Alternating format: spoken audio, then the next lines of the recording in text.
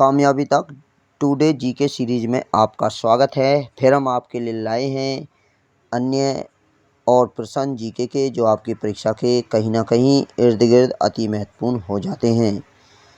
Video को आप अंत तक जरूर देखें, निश्चित ही आपको इसमें फ़ायदा मिलेगा। हम 1-2 प्रश्नों का पोस्टमार्टम प्रतिदिन करते हैं। तो पहला प्रश्न है, द्वितीय आंग्ल मैसूर युद्ध कब लड़ा गया? द्वितीय आंग्ल मैसूर युद्ध कब लड़ा गया? ऑप्शन 1 1780 से 1784, ऑप्शन बी 1784 से 1788, ऑप्शन सी 1770 से 1774, ऑप्शन डी 1790 से 1792। तो इसका उत्तर है ऑप्शन 1 1780 से 1784। अब इसका हम विश्लेषण कर लेते हैं। आंग्ल मैसूर युद्ध भारत में ब्रिटिश और मैसूर के शासकों के बीच 4 सैन्य युद्ध अभ्यास की एक श्रृंखला हुई थी। मैंगलोर की संधि मार्च 1784 द्वितीय आंग्ल मैसूर युद्ध का परिणाम रही। अब बात करते हैं आंग्ल मैसूर युद्ध।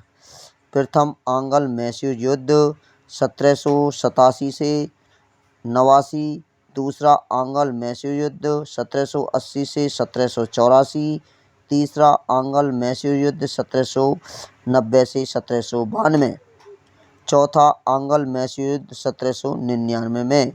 आंग्ल मैसूर युद्ध भारत में ब्रिटिश एवं मैसूर के शासकों के मध्य 4 सैन्य टकरावों की एक श्रृंखला थी। प्रथम आंग्ल मैसूर युद्ध 1767 से 1769 के मध्य लड़ा गया। युद्ध का क्या परिणाम रहा? युद्ध बिना किसी परिणाम के 1.5 वर्ष तक जारी रहा। हैदर ने अपनी रणनीति परिवर्तित की और अचानक मद्रास पर आक्रमण कर दिया। इससे मद्रास में अव्यवस्था एवं दहशत फैल गई। इसकी वजह से अंग्रेज हैदर के साथ 4 अप्रैल 1789 को मद्रास की संधि करने के लिए विवश हो गए। इस संधि से कैदियों एवं विचित क्षेत्रों का आदान प्रदान हुआ। किसी अन्य राज्य द्वारा आक्रमण किए जाने की स्थिति में हैदर अली को अंग्रेजों ने सहायता प्रदान करने का वादा किया। वर्ष 1771 में जब मराठा सेना ने मैसूर पर आक्रमण किया था, तब अंग्रेज मद्रास की संधि का पालन करने में विफल रहे। हैदर अली ने इन पर विश्वास भंग करने का आरोप लगाया। इसके अलावा हैदर अली ने सेना की बंदूकों, 16 शीशा की आवश्यकता को पूरा करने के मामले में फ्रांसीसियों को अधिक साधन संपन्न पाया।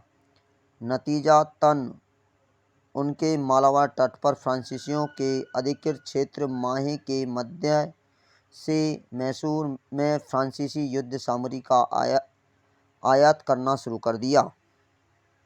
दोनों के बढ़ते संबंधों ने अंग्रेज़ों की चिंताएं बढ़ा दी।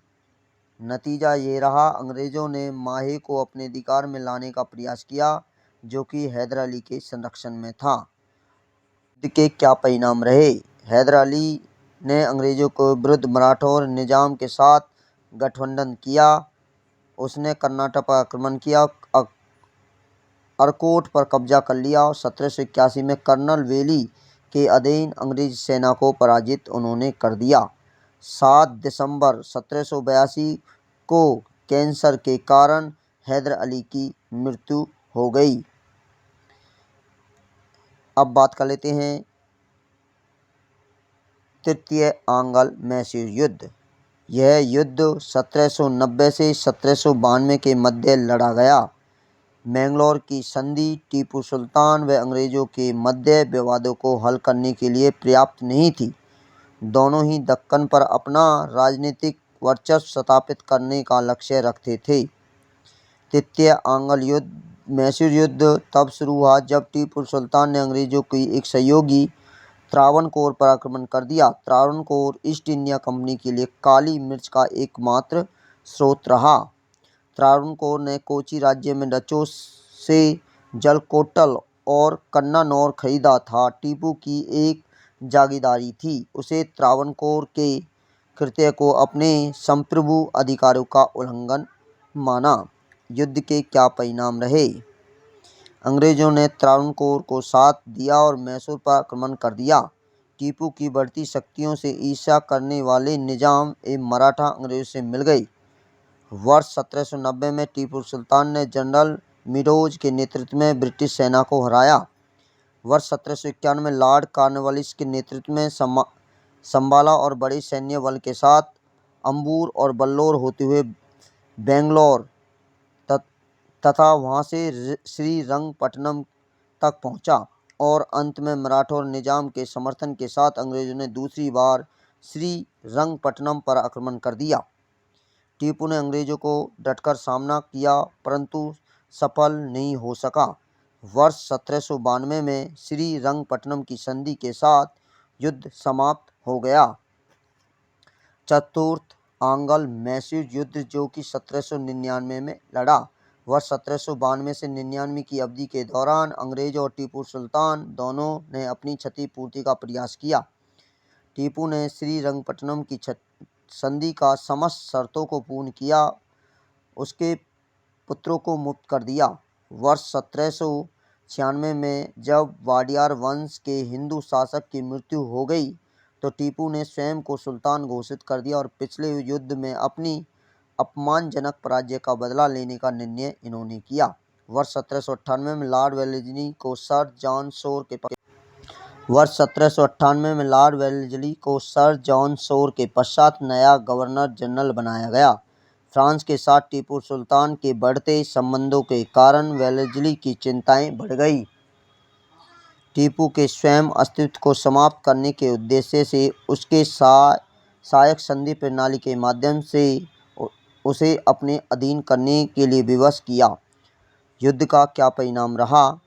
17 अप्रैल 1799 को युद्ध शुरू हुआ और 4 मई 1799 को उसके पतन के साथ युद्ध समाप्त हुआ। टीपू को पहले ब्रिटिश जनरल स्टुअर्ट ने पराजित किया, फिर जनरल हैरिस ने।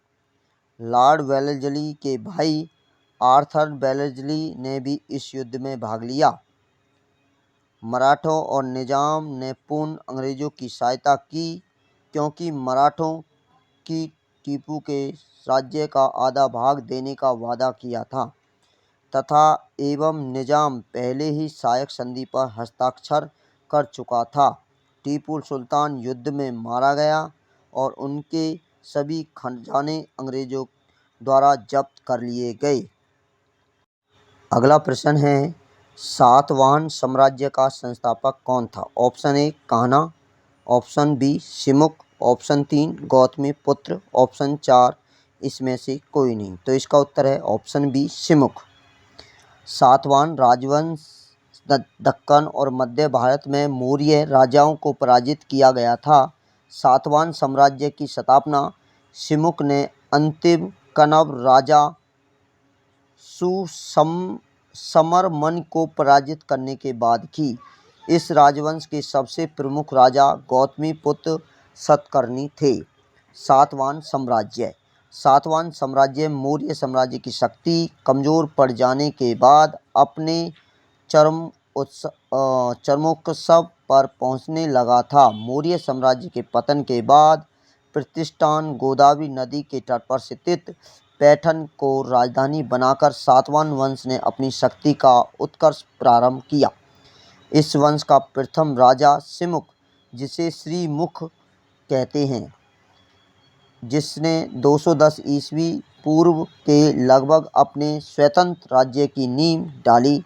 तीसरी सदी ईसा पूर्व के अंतिम चरण में प्रारंभ होकर सातवाहन का यह स्वतंत्र राज्य 4 सदी के लगभग तक कायम रहा। भारत के इतिहास में लगभग अन्य कोई राजवंश इतने दीर्घकाल तक अवधित रूप से शासन नहीं कर सका। इस सुदीर्घ समय में सातवाहन राजाओं ने केवल दक्षिणापथ में स्थायी रूप से शासन किया, अपितु उत्तरापथ पर आक्रमण कर कुछ समय के लिए मगध को भी अपने अधीन में कर लिया। अगला प्रश्न है, किस गुप्त शासक को हुनों के प्रथम आक्रमण का सामना करना पड़ा? Option A Skandagupta, option B Kumaragupta, option C है चंद्रगुप्त प्रथम, ऑप्शन डी है बुधगुप्त। तो इसका उत्तर है ऑप्शन ए स्कंदगुप्त। हुनों ने भारत में प्रवेश किया और उत्तर पश्चिम में गांधार पर कब्जा कर लिया। स्कंदगुप्त हुनों को सामना करने वाला पहला गुप्त राजा था। उसने हुनों को करारी शिकस्त दे दी थी। गुप्त वंश की स्थापना चंद्रगुप्त प्रथम के द्वारा की गई। हुन कौन थे? हुन मूलतः मध्य एशिया की एक जंगली और बर्बर जाति थे। जनसंख्या बढ़ जाने के कारण और कुछ अन्य कारणों से उनको मध्य एशिया छोड़कर भागना पड़ा। ये लोग दो भागों में बट गए। इनका एक दल वोल्गा नदी की ओर और दूसरा वृक्षनद आक्सस की घाटी की ओर बढ़ा। जो दल बक्सनद की घाटी की ओर आया वह धीरे धीरे फारस में घुस गया।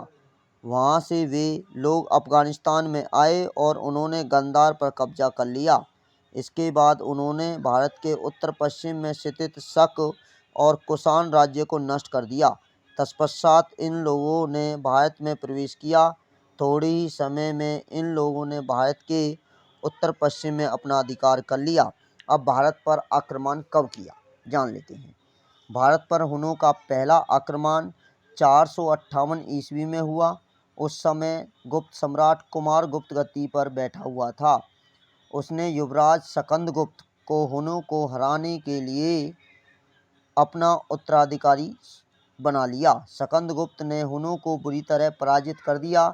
इसी विजय की याद में उसने विष्णु स्तंभ बनाया। भारत से हारकर हुन बहुत निराश हुए। जब तक स्कंदगुप्त जीवित रहा, हुन भारत में अपने पैर नहीं जमा सके। उन्होंने फिर ईरान की ओर ध्यान दिया। सारे ईरान को नष्ट करके उन्होंने अपनी शक्ति और भी मजबूत कर ली। इस प्रकार शक्ति एकत्रित करके उन्होंने 30 वर्ष बाद भारत पर फिर आक्रमण किया।